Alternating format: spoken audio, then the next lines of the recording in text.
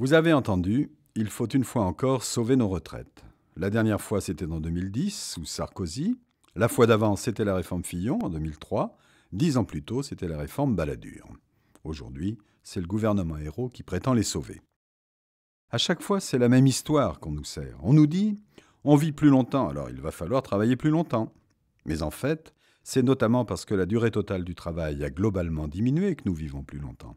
C'est donc l'inverse.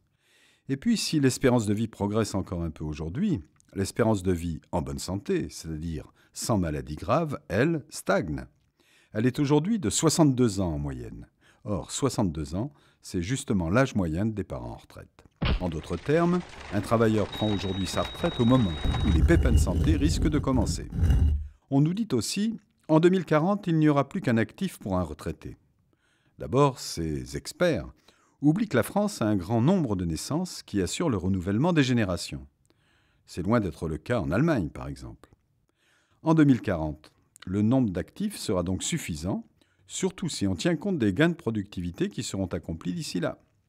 La richesse produite sera alors environ double de celle produite aujourd'hui. Largement de quoi financer une vie digne pour tous après une vie de travail. Pour nous convaincre, on nous désigne aussi des boucs émissaires.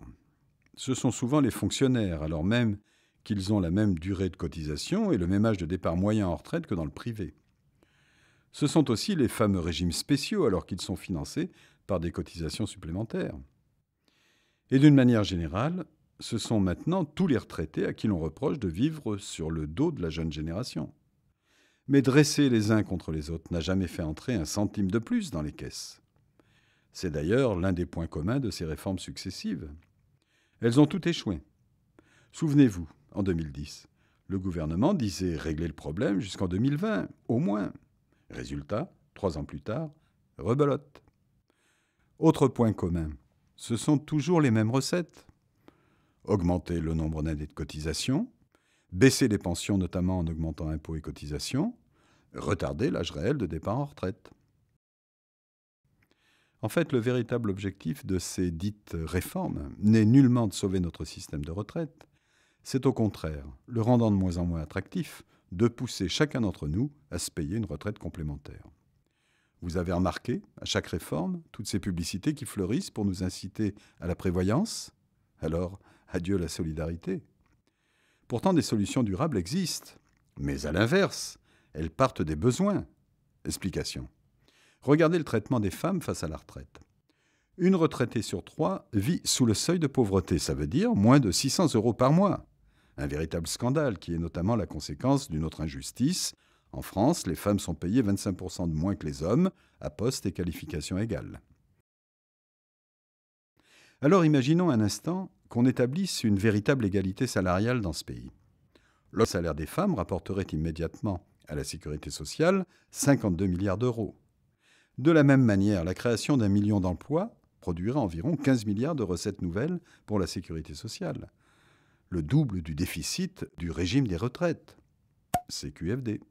Vous voyez bien que la réponse aux besoins des salariés et des retraités n'est pas ennemie de toute rationalité économique. Au contraire, augmenter les salaires, créer des emplois, tout cela concourt à financer la sécurité sociale. Et on peut aller plus loin, par exemple en rendant utile l'argent de la finance. Une cotisation additionnelle sur les revenus financiers rapporterait 25 milliards d'euros au régime des retraites. Il est normal que les revenus du capital contribuent. C'était d'ailleurs une des promesses oubliées de François Hollande. Et puis, il faut aussi aller vers une suppression progressive des exonérations patronales souvent indues. 30 milliards d'euros seraient ainsi dégagés. Vous le voyez, l'argent existe. Les retraites, c'est avant tout un choix de société, de civilisation.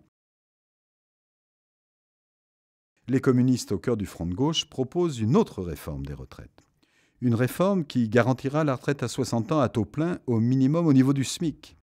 Une réforme qui abrogera les décotes et établira chaque pension sur la base des 10 meilleures années dans le privé et des 6 derniers mois dans le public.